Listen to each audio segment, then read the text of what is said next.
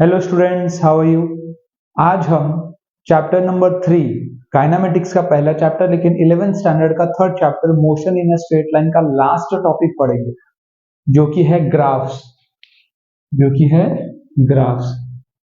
इसके बाद आपका मोशन इन वन डायमेंशन या motion in a straight line ये चैप्टर खत्म हो जाएगा। इसके बाद हम मोशन इन 2D या मोशन इन अ प्लेन को शुरू करेंगे जो आपके काइनेमेटिक्स का दूसरा चैप्टर होगा और 11th स्टैंडर्ड का चौथा चैप्टर होगा। ग्राफ्स ये ऐसा टॉपिक है जहां पे यूजुअली स्टूडेंट्स अटकते हैं, इसमें कोई डाउट नहीं है। तो हम काफी डिटेल में जाके समझेंगे, एडवांस लेवल तक जाएंगे कि ग्राफ्स क्या बताते हैं और उन्हें कैसे रीड किया जाता है और कैसे ड्रॉ किया जाता है। अगर आप ये पूरा लेक्चर देख लेंगे तो आपका ग्राफ में कोई भी डाउट नहीं रहेगा और कोई भी डाउट आता है तो आप कमेंट में मुझसे पूछ सकते हैं। ग्राफ पढ़ने के लिए थोड़ी सी बेसिक जो मैथमेटिक्स आनी चाहिए वो मैं अभी बताऊंगा। मैं अभी एक क्रैश कोर्स लाने वाला हूं कंप्लीट मैथमेटिक्स इन फिजिक्स के लिए, जो एक 5-6 घंटे का पूरा कोर्स होगा जिसमें वो फ्री होगा, यूट्यूब पे होगा, जिसमें पूरा मैथ्स जो आपको रिक्वायर्ड होता है फिजिक्स पढ़ने के लिए वो मैं डालूंगा। फिलहाल के लिए ग्राफ्स पढ़ने के लिए जितना मैथ्स आना चाहिए, अगर आपको पहले से आता है तो बहुत अच्छी बात है, नहीं आता है तो अभी आप देख लो। देखो, ग्राफ यूजुअली बनते किसके हैं? ग्राफ बनते हैं एक्सटी कर्व, मतलब डिस्प्लेसमेंट वर्सेस टाइम या पोजीशन वर्सेस टाइम का एक ग्राफ मिल जाएगा आपको। हो सकता है वेलोसिटी वर्सेस टाइम का ग्राफ मिल जाए और एक्सेलरेशन वर्सेस टाइम का ग्राफ मिल जाए। ये तीन है जो सबसे ज्यादा पूछे जाते हैं। वैसे तो वो हो सकता है एक्सेलरेशन डिस्प्लेसमेंट भी दे सकता है, वेलोसिटी डिस्प्लेसमेंट भी दे सकता है, ठीक है। तो ये सारी पॉसिबिलिटीज भी आपके पास रहेंगे, पर मेजर ये तीन है। ये आपको बार बार पूछा जा सकता है, ये आपको अच्छे से पता होना चाहिए। देखो, हमें पता है कि अगर मुझे कोई डिस्टेंस या डिस्प्लेसमेंट दे दे तो उसको डिफरेंशिएट करके मैं वेलोसिटी में पहुंच जाऊंगा, उसको डिफरेंशिएट करके एक्सेलरेशन में पहुंच जाऊंगा, एक्सेलरेशन को टाइम के साथ इंटीग्रेट करके वेलोसिटी और इंटीग्रेट करके डिस्प्लेसमेंट। ये हमने सीखा है। इसका ग्राफिकल मतलब क्या होता है पहले आप हम जरा समझते हैं। Graphical meaning of derivative.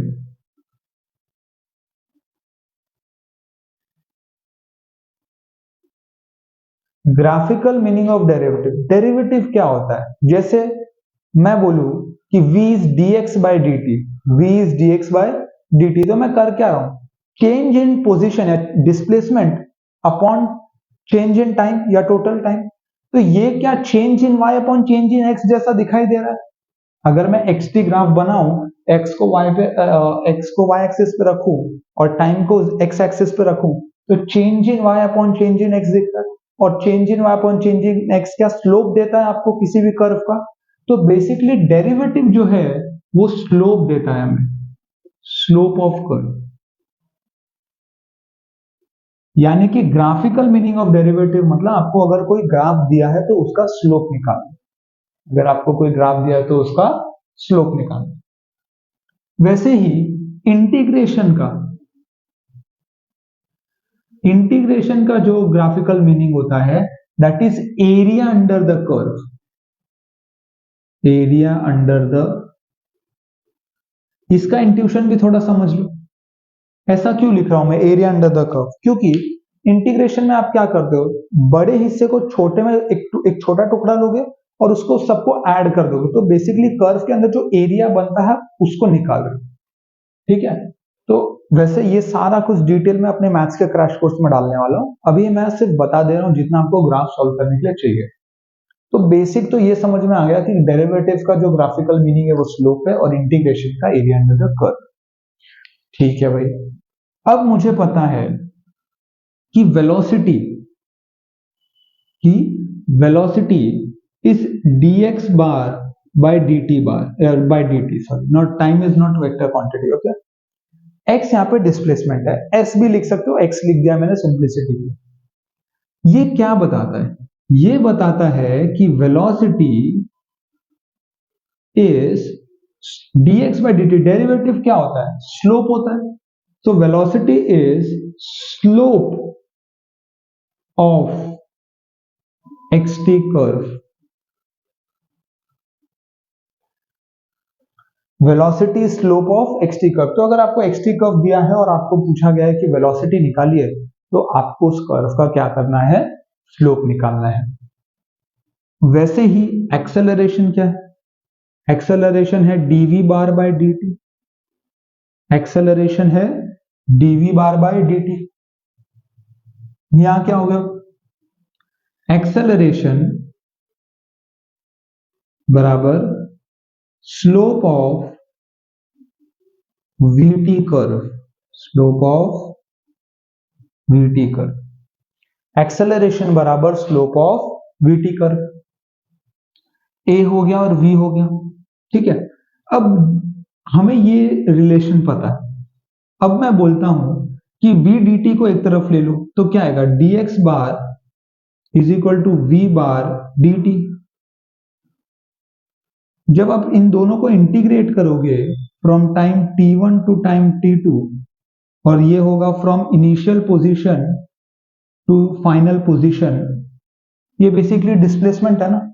Displacement होता क्या है, फाइनल माइनस इनिशियल पोजीशन, उसी को हम डिस्प्लेसमेंट बोलते हैं, shortest distance between two point. तो ये मुझे बताएगा कि final position minus initial position, जो कि होता है displacement, is nothing but integral v d t, मतलब area under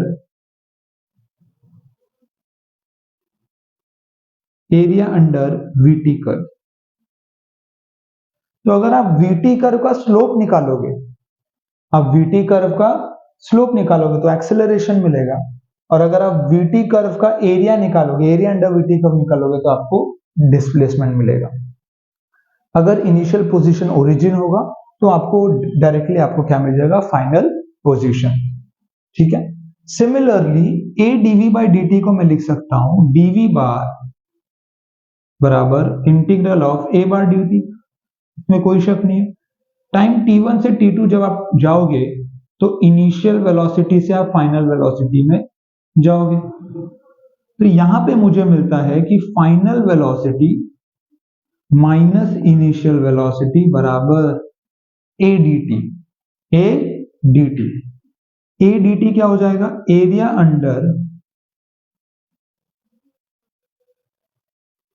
eighty curve.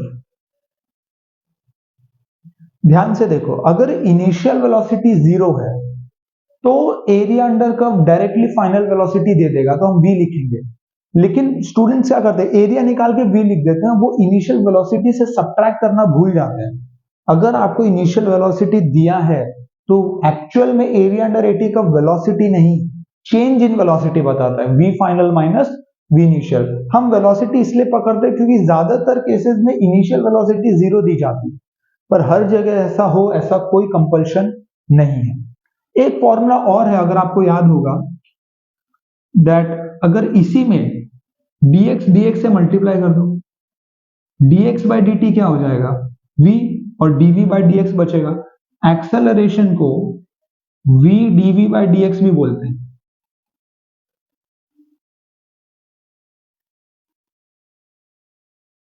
Acceleration को v dv बाई dx भी बोलते हैं। यानी कि यहां से पता चलता है that acceleration is velocity multiplied by dv by dx क्या है, slope of vx curve, slope of vx curve. तो इतनी जो है बेसिक मैथमेटिक्स आपको आनी चाहिए। अगर ये आपको बातें समझ में आ गई हैं तो ग्राफ उतना मुश्किल है नहीं, ठीक है। तो आप ये नोट करिए, आगे बढ़ते हैं।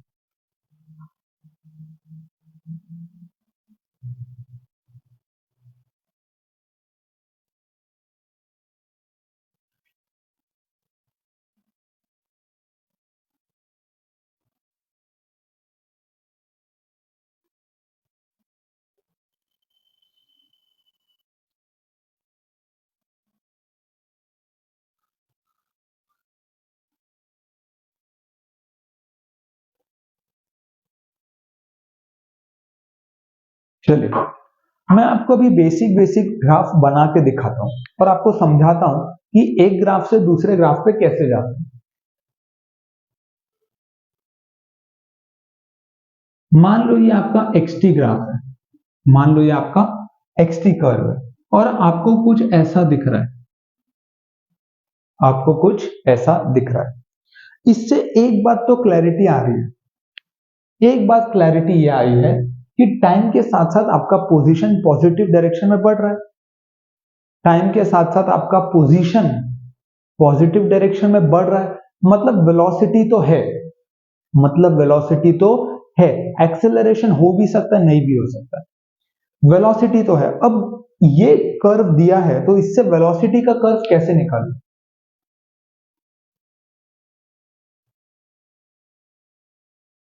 ये हो गया आपका v और ये हो गया आपका t।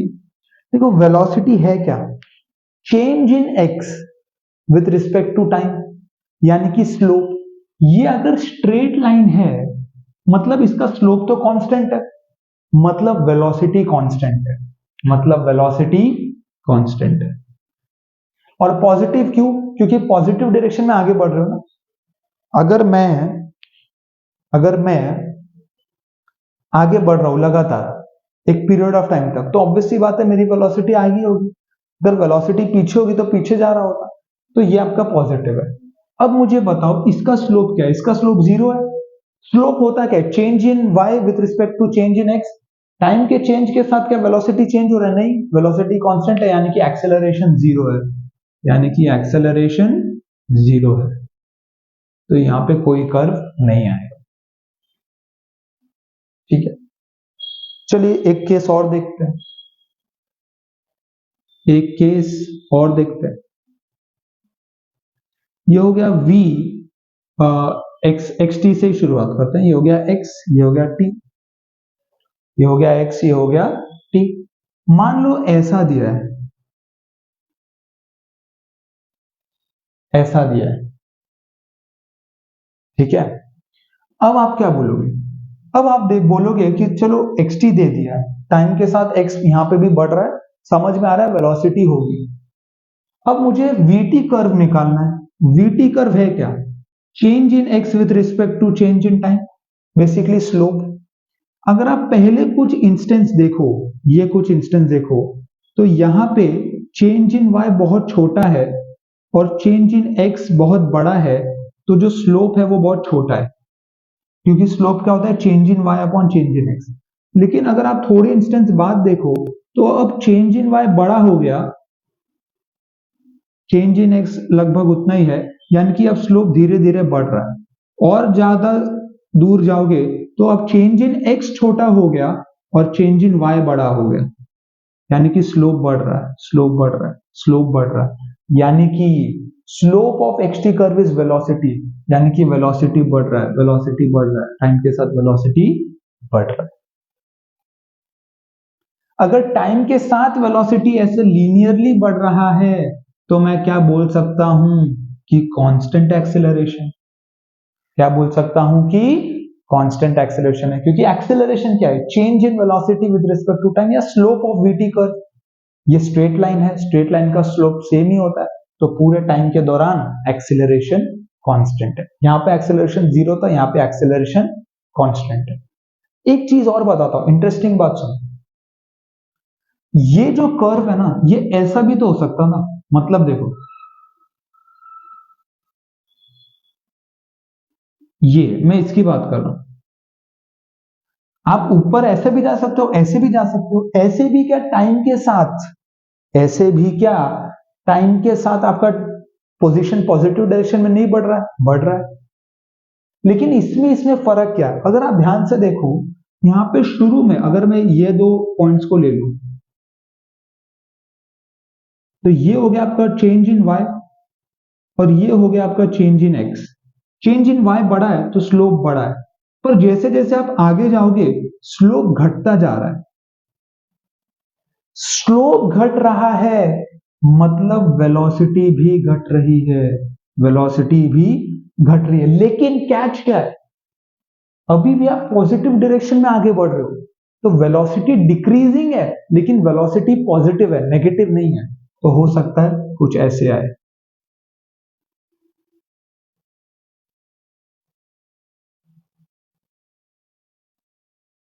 वेलोसिटी डिक्रीजिंग है, वेलोसिटी डिक्रीजिंग है तो एक्सेलरेशन पॉजिटिव या नेगेटिव, एक्सेलरेशन पॉजिटिव या नेगेटिव। एक्सेलरेशन क्या है? Slope of VT curve. Acceleration क्या है? Slope of VT curve. तो ये हो गया आपका नेगेटिव एक्सेलरेशन। ऑब्वियस ही बात है, मैं आगे बढ़ रहा हूं लेकिन टाइम के साथ धीरे होते जा रहा हूं, मतलब एक्सेलरेशन पीछे है ना, एक्सेलरेशन पीछे, या बोलो डिसेलरेशन है या बोलो एक्सेलरेशन पीछे है। एक टाइप और डिस्कस कर लेते हैं। मान लो आपको ऐसा दिया है, आप टाइम के साथ पीछे जा रहे हो, आप टाइम के साथ पीछे जा रहे हो, ठीक है, आप टाइम के साथ पीछे जा रहे हो, तो ऑब्वियस सी बात है कि आपकी वेलोसिटी जीरो से स्टार्ट होके पीछे ही जा रही है, नेगेटिव, ठीक है, आपकी वेलोसिटी पीछे जा रही है, ठीक। इसमें भी दो हो सकता था, इसमें भी ऐसा हो सकता था, यहां पे देखो स्लोप बढ़ रहा है, मतलब पीछे की वेलोसिटी बढ़ रही है, मतलब और नेगेटिव में जाओगे। अगर मैं इसको ऐसा बनाया होता, ऐसा, तो आप कुछ ऐसा वेलोसिटी बनाते, मतलब धीरे धीरे, देखो आप पीछे जा रहे थे पर अब आप उतना पीछे नहीं जा रहे हो सकता है आप आगे आ जाओ, धीरे धीरे धीरे धीरे वेलोसिटी बढ़ रही है। इस केस में देखो, ओरिजिनल केस में जब ऐसा था तो एक्सेलरेशन ऑब्वियसली आपका नेगेटिव था, एक्सेलरेशन आपका नेगेटिव था। इस केस में क्या होगा? इस केस में भी एक्सेलरेशन नेगेटिव है। क्यों? क्योंकि डिस्प्लेसमेंट और वेलोसिटी का डायरेक्शन अलग है ना, डिस्प्लेसमेंट और वेलोसिटी का डायरेक्शन अलग है। आप जहां पीछे रहे हो, देखिए ये प्लस माइनस मोस्टली कन्वेंशन होता है, आप जहां पीछे रहो और वेलोसिटी आगे लग रही है, तो पीछे जाने वाला बोलेगा यार मैं तो डिसेलरेट हो रहा हूं, मुझे पीछे जाना था। आगे जाने वाला बोलेगा नहीं आगे एक्सेलरेशन है, पॉजिटिव एक्सेलरेशन भी वो बोल सकता है, ये एक्सेलरेशन पॉजिटिव। तो ये चार टिपिकल केसेस मैंने आपके साथ डिस्कस किए, इनको अच्छे से नोट करिए और एक एक के बारे में थोड़ा सोचिए, दो दो तीन तीन मिनट, और कुछ नोट्स लिखिए, क्योंकि ये आपको बहुत काम आएंगे, ये आपको भूलना नहीं है, ठीक है। तो आई होप आपने नोट कर लिया।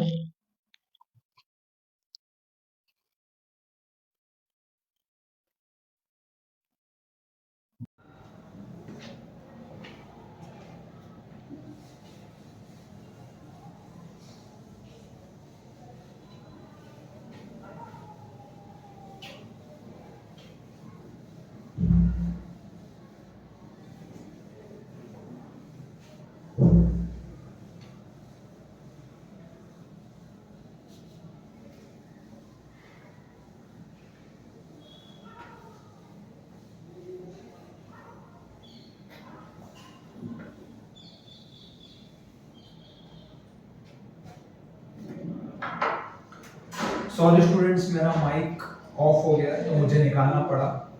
अब मैं थोड़ा जोर से बोलूंगा, हो सकता है थोड़ा बैकग्राउंड वॉइस भी हो, बट प्लीज थोड़ा एडजस्ट करिए और मैं कोशिश करूंगा अगली बार से ऐसा ना हो, ठीक है। चलिए आगे बढ़ते हैं। आपको एक क्वेश्चन देता हूं मैं, पहले उस क्वेश्चन को थोड़ा अटेम्प्ट करिए, देखते हैं कि हमने अपनी समझ ग्राफ्स में कहां तक बनाई है, ठीक है। मान लीजिए एक क्वेश्चन नोट करिए, आपको xt यानी कि पोजीशन टाइम ग्राफ दिया गया है। क्या दिया गया? Position time graph.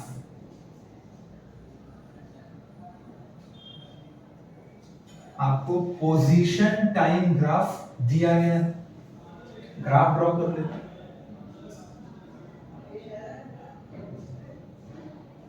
ये आपका पोजीशन है और ये आपका एक्सेस टाइम का है, तो कुछ इस हिसाब से ग्राफ हमें दिया गया। ये t इक्वल टू 0 सेकेंड, ये t equal to 2 second, 4 second, 5 second और 6 सेकेंड। ये जो आपका पोजीशन है ये प्लस 40 मीटर है और ये जो पोजीशन है वो आपका माइनस 20 मीटर। चार चीजें पूछिए, total distance, displacement, average speed, average velocity. Total distance, displacement, average speed और एवरेज वेलोसिटी, चारों चीज नोट डाउन कर लेते हैं। टोटल डिस्टेंस,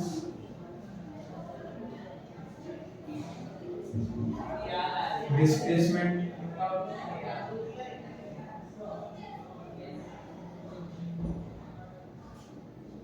फिर आपको जो तीसरा पूछा गया वो है एवरेज स्पीड, वो है एवरेज स्पीड।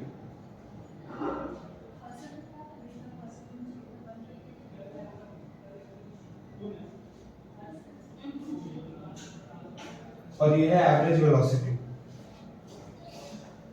एवरेज स्पीड और एवरेज वेलोसिटी, ठीक है। Total distance, displacement, average speed और एवरेज वेलोसिटी। इसके बाद हो सकता है हम इंस्टेंटेनियस वेलोसिटी भी यही डिस्कस कर लें। मैं आपको पूछूं find velocity at time equal to 5 second या 4 सेकंड, ठीक है।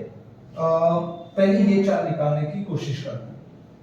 देखो, टोटल डिस्टेंस, मैंने हमेशा बोला है वन डायमेंशनल मोशन में अगर डिस्टेंस या स्पीड पूछ ले तो कान खड़े हो जाने चाहिए कि क्या पलटी मारा है पार्टिकल। यहाँ पे हमें दिख रहा है कि पार्टिकल ने पलटी मारा, पहले पॉजिटिव में आगे बढ़ रहा था और फिर नेगेटिव हो गया, फिर क्या हो गया, नेगेटिव हो गया। तो टोटल डिस्टेंस तो उतना डिफिकल्ट है, पहले वो 40 मीटर ऊपर गया, फिर 40 मीटर नीचे आया, फिर 20 मीटर नीचे गया और 20 मीटर ऊपर आया। तो जो आपका टोटल डिस्टेंस है ये मैं यही लिख देता हूं, 40 प्लस 40, ठीक है, प्लस 20 प्लस 20, तो कितना हो गया, 40 60 60 120 मीटर। टोटल डिस्टेंस क्या हो गया, 120 मीटर। डिस्प्लेसमेंट देखो, शुरुआत यहां से की x इक्वल टू 0 से, फिर x इक्वल टू 40 पे गए, फिर x इक्वल टू 0 पे आए, फिर x इक्वल टू -20 पे गए, फिर x इक्वल टू 0 पे आए। मतलब जहां से शुरू किया उस एक्सिस में वहीं पे खत्म किया, यानी कि आपका डिस्प्लेसमेंट क्या है, जीरो। आपका डिस्प्लेसमेंट क्या है, जीरो डिस्प्लेसमेंट है, ध्यान रखिएगा, आपका डिस्प्लेसमेंट क्या है, जीरो। फिर आता है आपका एवरेज स्पीड, हमें पता है distance upon time, 120 metre upon speed है 6 सेकंड, तो आपका आएगा 20 मीटर पर सेकंड, ठीक है। 6 2 12 0।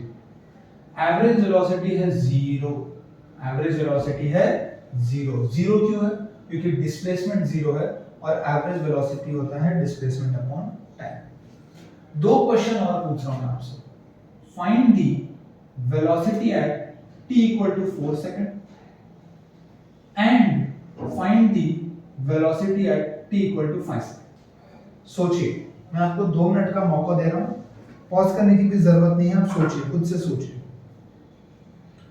क्या कर सकते हैं। यहाँ पे हमें पता है कि हमें डेरिवेटिव लेना है, ठीक है, इतनी मैं आपकी मदद कर देता हूं कि हमें क्या लेना है, डेरिवेटिव लेना है। लेकिन इन पॉइंट्स पे डेरिवेटिव कैसे लेंगे आप, मैं चाहता हूं कि आप 2 मिनट जरा सोचो।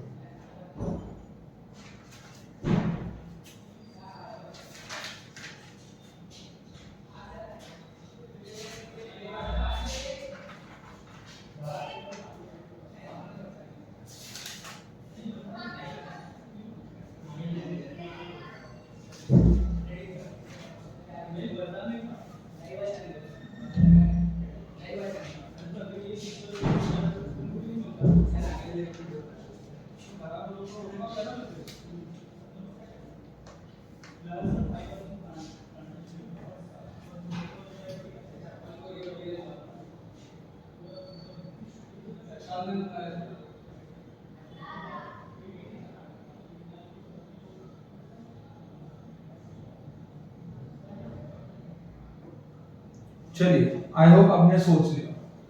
पहले v is equal to t equal to 4 पे आ जाता है। ये तो बहुत सिंपल है ना।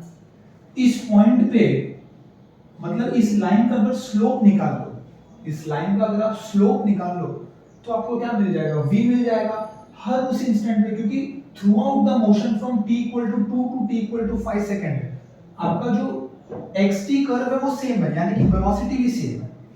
अगर xt curve through out same है तो आपकी वेलोसिटी भी सेम है, तो आपको क्या करना है, खाली स्लोप निकालना है। स्लोप निकालो, change in y upon change in x। y आप देखो 40 मीटर आप नीचे आए तो चेंज इन y कितना हुआ, -40, क्योंकि आपने 40 मीटर लूज किया। और टाइम कितना गेन किया, 2 सेकंड, तो -20 मीटर पर सेकंड। बहुत सिंपल। इसका आंसर क्या है, ये इंटरेस्टिंग है, दिस पॉइंट। इस पॉइंट पे वेलोसिटी निकालना मुमकिन नहीं है, because it is a non differentiable point of the curve, क्योंकि ये शार्प कर्व है, शार्प है, ठीक है, ये शार्प है, इट इज नॉन डिफरेंशिएबल। तो v इक्वल टू 5 पे वी कैन नॉट से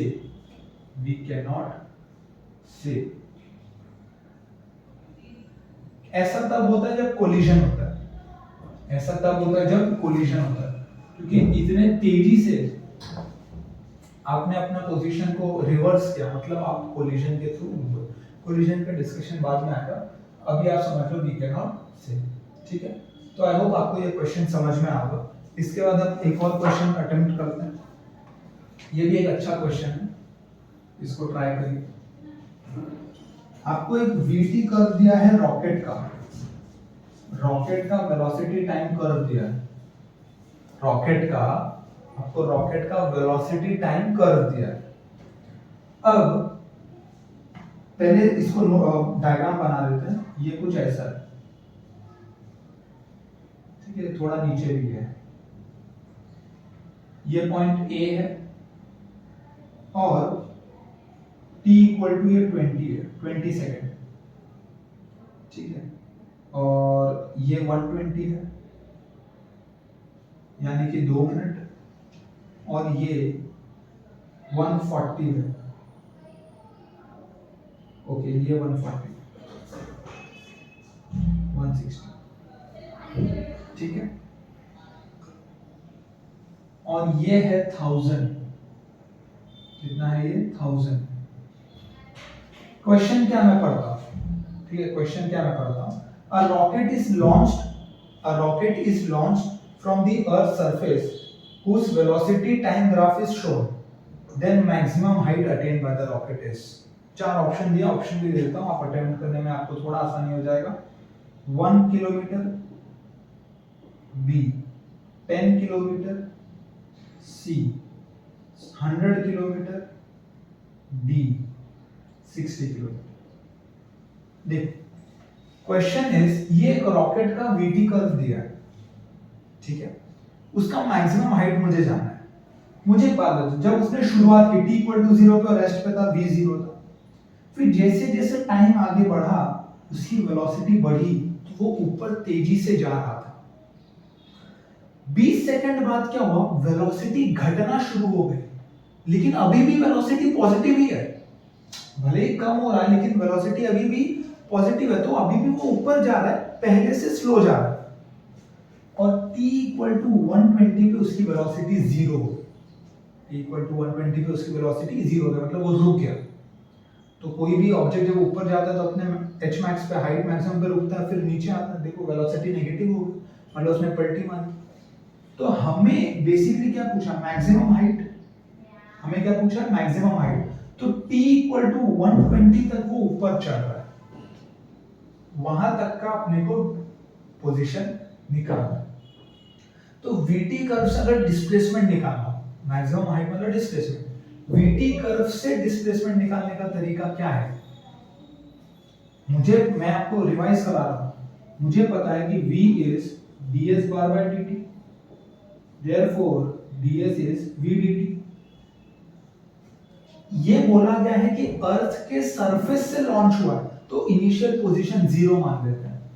तो जब मैं इसको इंटीग्रेट करूंगा तो फाइनल पोजीशन आएगा मुझे, that would B area under VT curve, area under VT curve. तो इसका आप एरिया निकालो। यहाँ पे दो ट्राइंगल दिख रहे हैं मुझे, ठीक है। इसका एरिया क्या होगा, half into base into height. Half base कितना है 20 और हाइट कितना है 1000, ठीक है। 10 हो गया, कितना हो गया 10,000 हो गया। इसका एरिया है 10,000, इसका एरिया है 10,000। अब मुझे बताओ इसका एरिया कितना है। इसका एरिया देखो, half into base into height. Half into base कितना है 100 सेकेंड और हाइट कितना है 1000, तो ये हो जाएगा 500 और ये मिल जाएगा आपको यूनिट 1 2 3 4 5 जीरो आ जाएंगे। 1 2 3 4 5, यहाँ पे कितना है 1 2 3 4 4 ही है क्या, ठीक है। तो बेसिकली हमको क्या आ रहा है, ये हो गया आपका 500,000, 5 लाख हो गया, और ये हो गया आपका 10,000, ये हो गया आपका 10,000, ठीक है। ये हमारा क्या है, ये हमारा डिस्प्लेसमेंट है, ये हमारा डिस्प्लेसमेंट है। लेकिन हमसे पूछा क्या गया है, या दो अलग निकालने की क्या जरूरत है, एक ही निकालो ना, हम इतनी मेहनत ही क्यों कर रहे हैं। अरे यार, दो निकालने की कोई जरूरत नहीं, एक ही निकालो, है ना। दो निकालने की कोई जरूरत नहीं है, एक निकालो। Half into base into direct करते हैं, एक ही तो ट्रायंगल है। मैं वो राइट एंगल के चक्कर में चला गया। सुनो, हाफ इंटू बेस कितना है 120, हाइट कितना है 1000, हो गया। ये कितना हो गया, ये हो गया 60, यानी कि 60,000, 60,000 मीटर इन कितना, इन 120 सेकेंड्स, इन 120 सेकेंड्स। तो 60,000 मीटर को मैं 60 किलोमीटर बोल दूं, क्या बोल दूं 60 kilometre. So this is the right answer, option D is the right answer, ठीक है। चलो अगले क्वेश्चन पे बढ़ते हैं।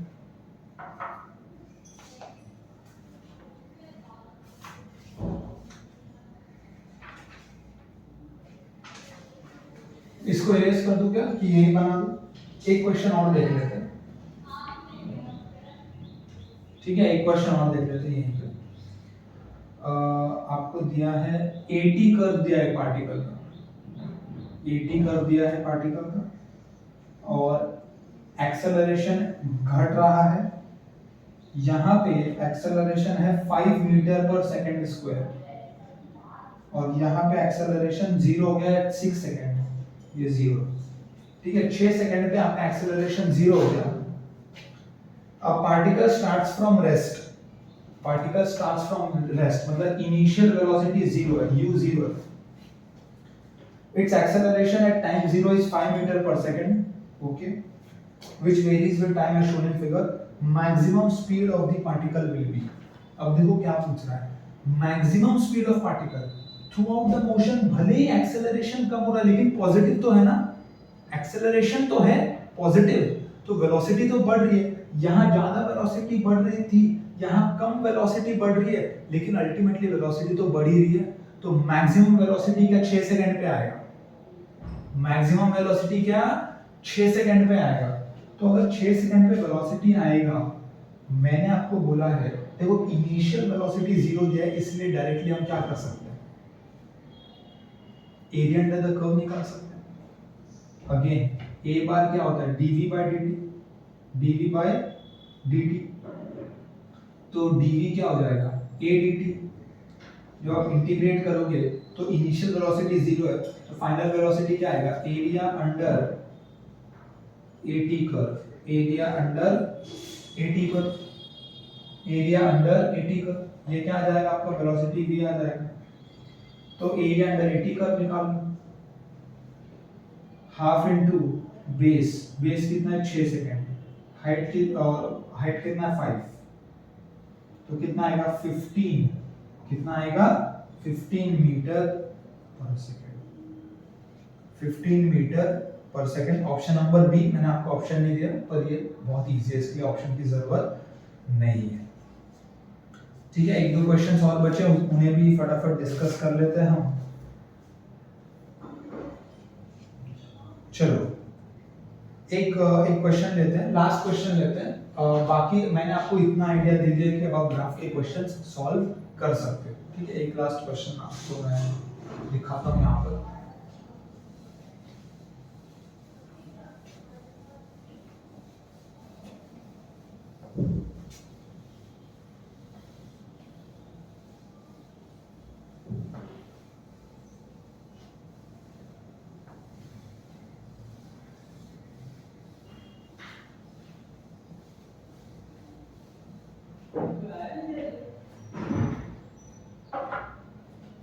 चलिए लास्ट क्वेश्चन है, मैं नोट डाउन करता हूँ और फिर आप भी एक बार अटेम्प्ट करिएगा।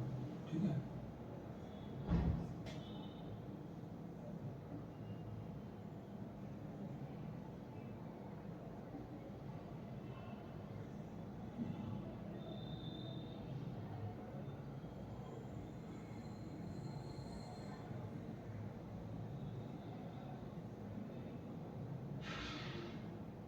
बेसिक सा डायग्राम दिख रहा है। t इक्वल टू 0 पे इनिशियल वेलोसिटी दे दी गई है हमको। आपको याद रखना है कि area under the curve change in velocity दिखाता है। Find where and what is the maximum velocity of particle in these 4 seconds. कहां पे उसका maximum velocity, again same question है। एक्सेलरेशन घट रहा है पर फिर भी एक्सेलरेशन पॉजिटिव है, तो ऑब्वियसली यहां पे आपका क्या है, वेलोसिटी मैक्सिमम है। वेलोसिटी निकालने के लिए आपको एरिया अंडर द कर्व निकालना पड़ेगा, but that would not be final velocity, that would be change in velocity. Initial 2 metre per second है, तो फाइनल माइनस इनिशियल बराबर इसका एरिया प्लस इसका एरिया। इसका एरिया क्या हो जाएगा, ये 4 है, ये 2 है, 8 प्लस इसका एरिया क्या हो जाएगा, half into base into height. Base 2 है, हाइट 4 है, 8 बाय 2 4, यानी कि 12 metre per second, v minus 2, तो v आ जाएगा 14 मीटर पर सेकंड। अब मुझे लगता है कोई भी ग्राफ का क्वेश्चन सॉल्व कर सकते हो, कोई बहुत बड़ी बात नहीं है। जो मैंने शुरू में आपको डायग्राम दिखाए थे 3-4 बना के, वो ध्यान में रखना है। ठीक है, तो आई आपको ये लेक्चर पसंद आया होगा। आज के लिए इतना ही, और अब ये चैप्टर खत्म हो रहा है। नेक्स्ट लेक्चर से हम काइनेमेटिक्स का दूसरा पार्ट, मोशन इन 2 डायमेंशन या मोशन इन प्लेन, जो कि और थोड़ा बड़ा है और इंटरेस्टिंग है, उसको स्टार्ट करेंगे। तो प्लीज चैनल को लाइक करिए, शेयर करिए अपने फ्रेंड्स के साथ, और पढ़ाई करना मत भूलिएगा। Thank you.